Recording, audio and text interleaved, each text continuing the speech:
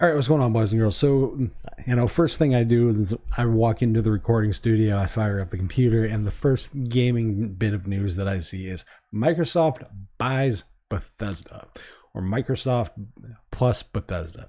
Apparently, Microsoft has bought Zenimax, the entire company. So that means id, that means, Arkane, that means Bethesda, a lot of studios that a lot of people love. So I'm curious to see how this plays out, because I'm not 100% sure how this will play out with Microsoft, because I'm looking at this as like a gamer, but I'm also looking at this as like a Linux user. As a Linux user, Microsoft has done some weird moves with certain things, like they allowed the disabling of easy anti-cheat and a lot of other stuff with like Halo. So it's really weird being able to play Halo on Linux. But then they do other stuff like, put something in the Windows Store only. So who knows? What intrigues me about this purchase, though, is hopefully, maybe, possibly, that some of the studios that are locked into Zenimax or had been are given a little more creative freedom. There's a more consistent release cadence, because some of these games are constantly being either reshuffled, redeveloped, etc.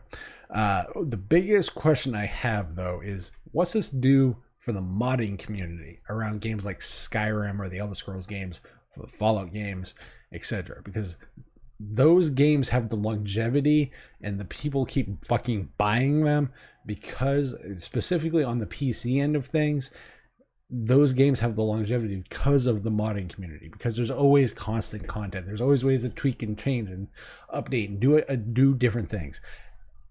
And hopefully with Microsoft buying these guys, they don't ship buggy ass broken games, because that's essentially what happens anytime a Elder Scrolls or a Fallout game comes out.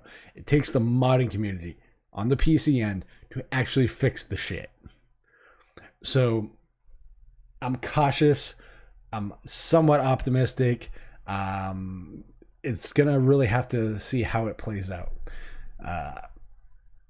What I will say is, hopefully this means we won't constantly get constant releases of fucking an Elder Scrolls game or a Skyrim, or broken buggy ass games like Fallout 76 that just don't work and don't have any potential to actually succeed, because the whole concept's fucking stupid. But I am really curious, what's your guys' view on this? This good or bad, or somewhere in between?